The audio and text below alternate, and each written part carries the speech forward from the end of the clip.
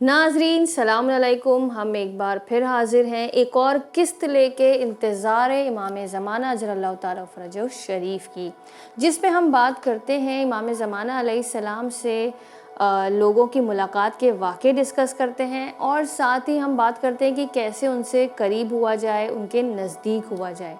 नाज़रीन, आज मैं शुरू करना चाहूँगी हमारा ये एपिसोड इमाम अलैहिस्सलाम की एक हदीस से।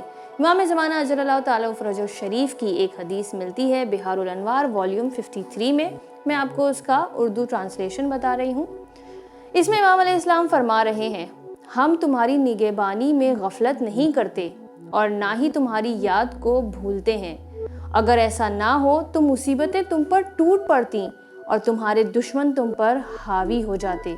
तो अल्लाह से डरो जिसका जलाल अजीम है और हमें हमारा साथ दो कि हम तुम्हें उस फितने से बचा सकें जो तुम्हें घेर चुके हैं।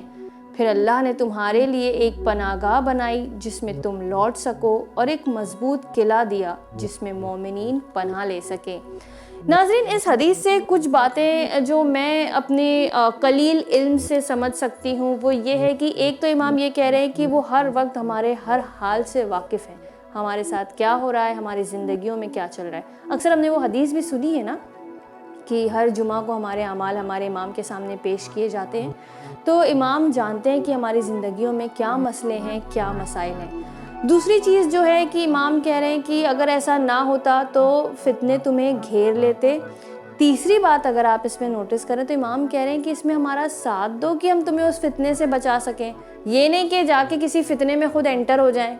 ये भी एक आजकल लोगों का एक तरीका हो गया है कि वो खुद मुसीबत में पड़ते हैं और अपने आप को मुसीबत में डालते हैं और फिर कहते हैं कि भाई अल्लाह हम पर ये मुसीबतें क्यों नाजिल कर रहा है या इमाम हमको क्यों नहीं देख रहे। तो अपने आप इमाम कह रहे हैं हमारा साथ दो कि हम तुम्हें इस मुसीबत से बचा सकें, यानी ऐसा कोई काम ना करें कि जिससे हम या हमारी फैमिली प्रॉब्लम में आ जाए। फिर इसके बाद इमाम कह रहे हैं कि हमारे लिए अल्लाह ने एक मजबूत किला बनाया है जो हमारे लिए पनाहगाह है। तो चलिए, आज मैंने हदीस भी ये बहुत चुन कर ली है क्योंकि आज मैं एक ऐसे ही वाक़े का आपके सामने ज़िक्र करने वाली हूँ कि जो इसी चीज़ से रिलेटेड है कि कैसे इमाम हमारे सारे हालात जो हैं ज़िंदगी के उससे वाकिफ़ हैं और कभी बेखबर नहीं होते।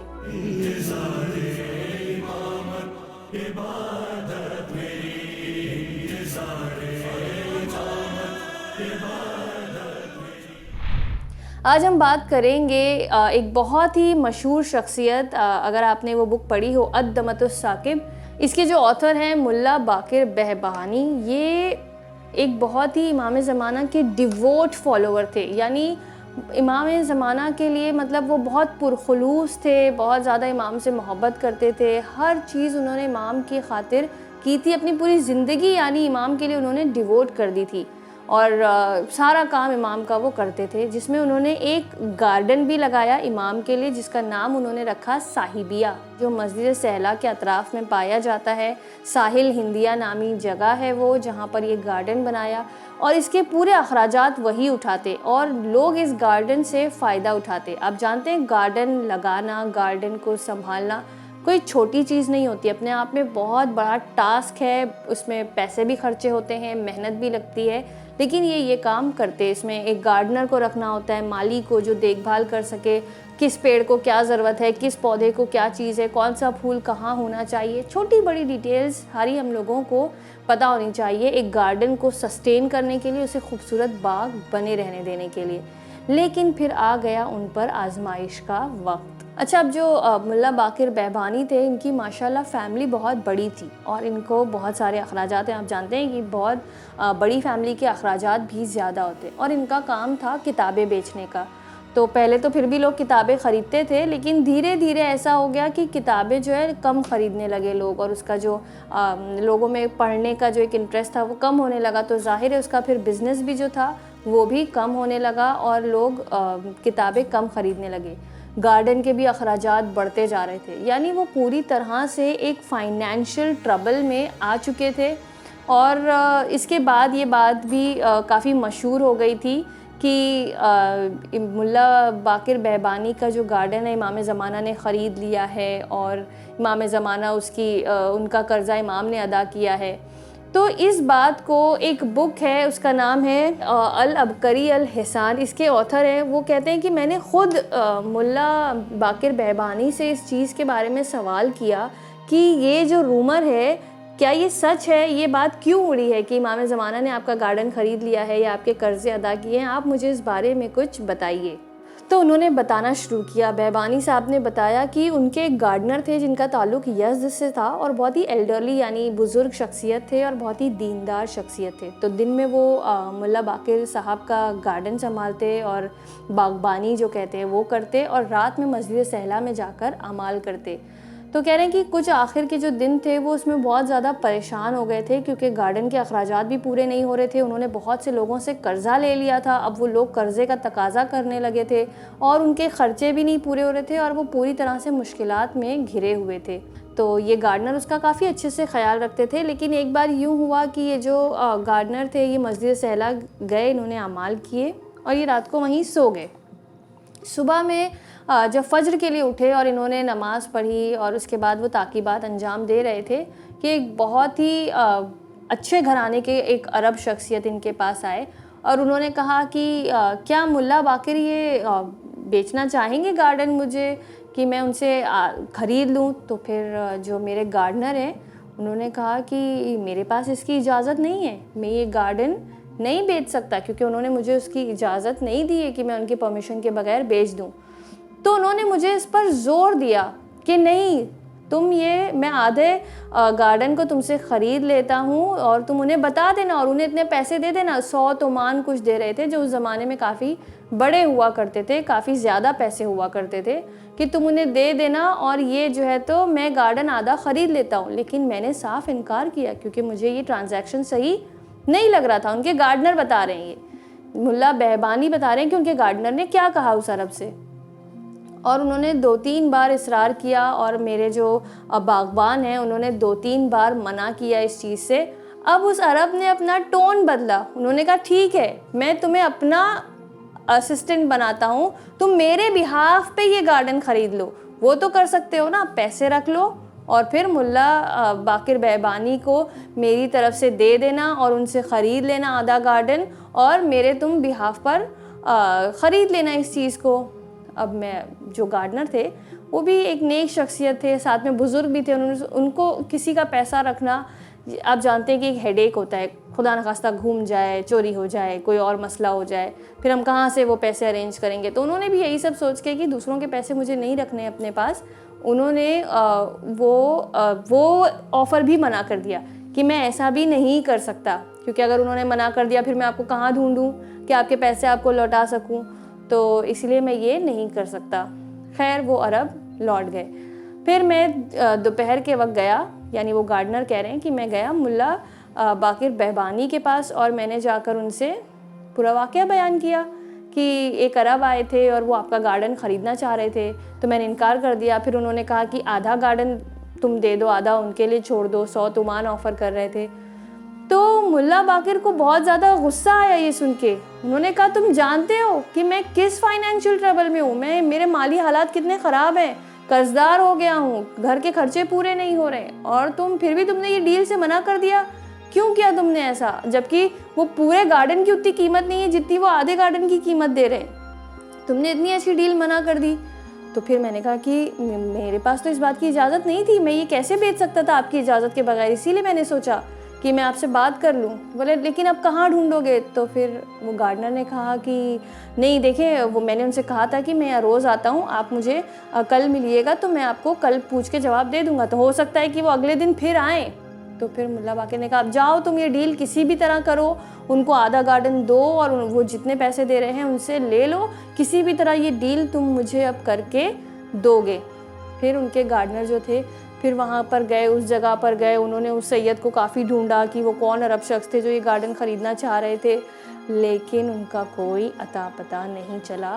کچھ دن تک وہ ڈھونڈتے رہے لیکن کوئی نہیں ملا، اور کوئی تیار بھی نہیں ہو رہا تھا اس گارڈن کو خریدنے کے لیے۔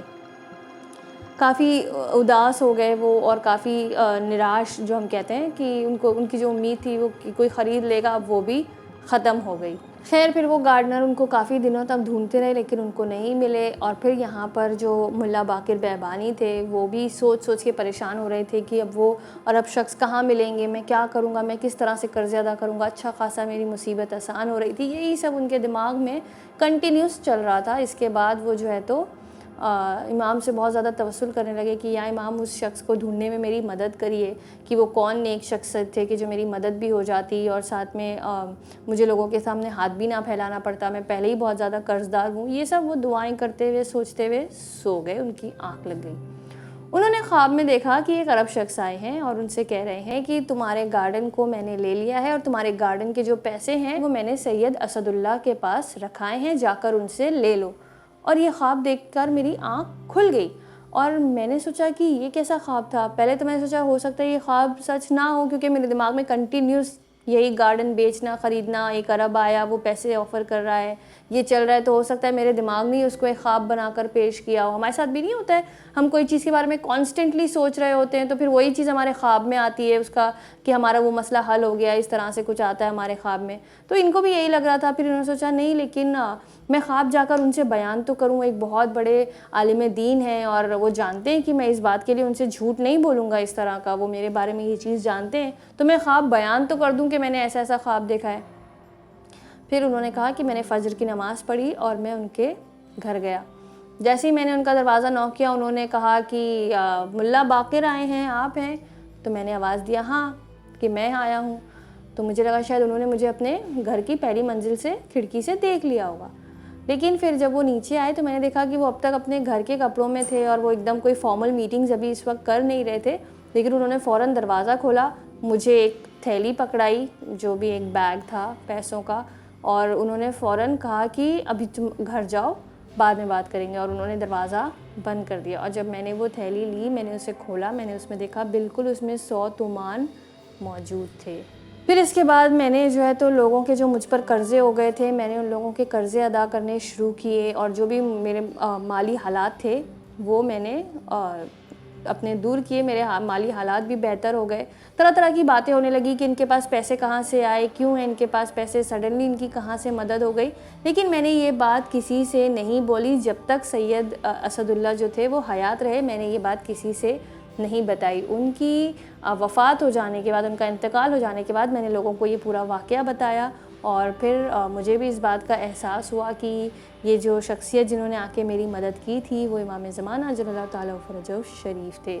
नाज़रीन, कितनी इंटरेस्टिंग स्टोरी है अगर आप इसे देखें कि इमाम ज़माना अलैहिस्सलाम, अगर हम कर्ज़दार हो जाए ना तो इमाम को उस चीज़ का भी एहसास है कि मेरा जो मोहिब है, मेरा चाहने वाला है, वो किस कदर परेशान है और उसकी मैं इस तरह भी मदद करूं। और वो इमाम आते हैं, बेशक मदद करते हैं। तो ये नहीं सोचना चाहिए कि भाई नहीं, कोई बहुत बड़े आलिम दीन हम होंगे तो ही हमारी मदद होगी, ऐसा नहीं है। इमाम हम सब से मोहब्बत करते हैं, ज़रूरत है सिर्फ़ एक कनेक्शन बनाने की और पूरा उन पर यकीन रखने की। इमाम आते हैं, मदद करते हैं।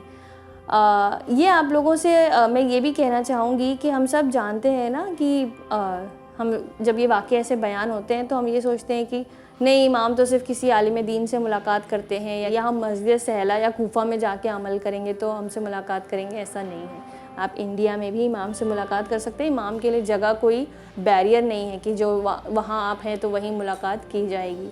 तो हम लोगों को बेशक अपने अमाल इस तरह से बनाने चाहिए, अपना कनेक्शन उस तरह से रखना चाहिए कि इमाम आपसे भी मुलाकात करेंगे। और क्या पता एक दिन हम यहाँ बैठकर आपकी स्टोरी सुना रहे हों कि किस तरह ये फ़लाँ शख्स से इमाम ने मुलाकात की, उनका मसला हल किया, उनके प्रॉब्लम्स दूर किए।